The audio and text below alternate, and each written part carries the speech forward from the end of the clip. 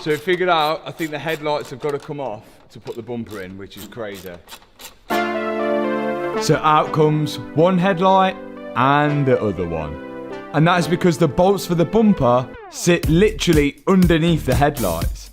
So now me and Liam are pushing the bumper in place, and then you can see us doing the bolts up that we never would have been able to get to if the headlights were in place. But at least now we know. If we ever have to take the bumper off again, hopefully not. And just by luck, the panels seem to be lining up okay. It's pretty good, yeah. And that is looking so good. Time for the headlights to go back in. They've got to go in through the wheel arch, which is how they come out, and then we can use the adjusters to get them in the perfect place and bolt them down.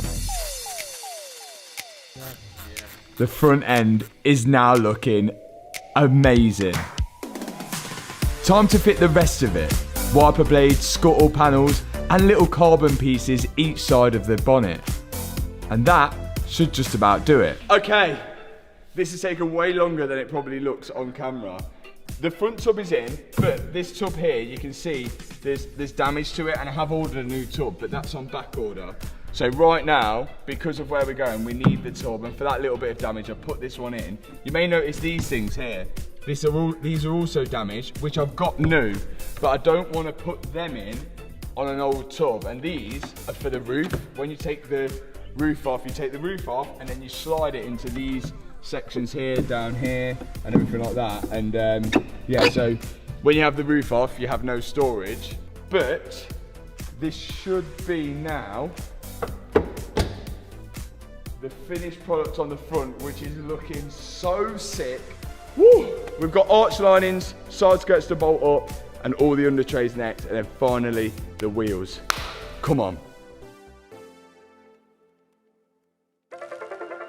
The final touches, arch lining and under trays.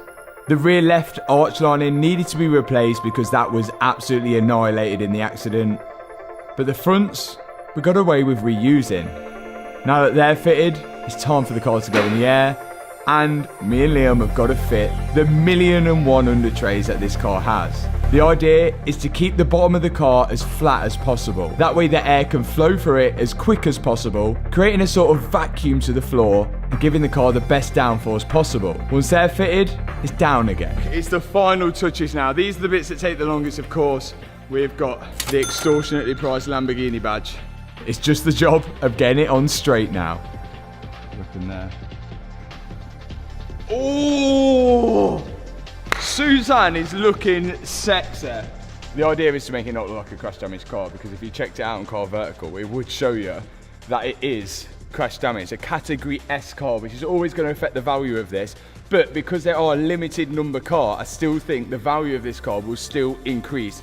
Not as much as a non-crash damaged one, but still, it will still increase. And the good thing on the Car Vertical check, I can see that the car doesn't have any mileage fraud, it's never been exported, it's never been stolen, and I can see a full timeline of it every time it's had a number plate change, passed or failed an MOT, or if it has any outstanding finance. We got some SVJ stickers, not from Lamborghini, we got them from Topaz Detailing, which are as good as OEM.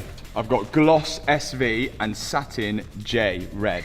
And Liam has just made a template of the old rear quarter out of masking tape, and we're hoping that will get it in the perfect position of where it was from the factory. We've just got to make sure that we put it down with no bubbles.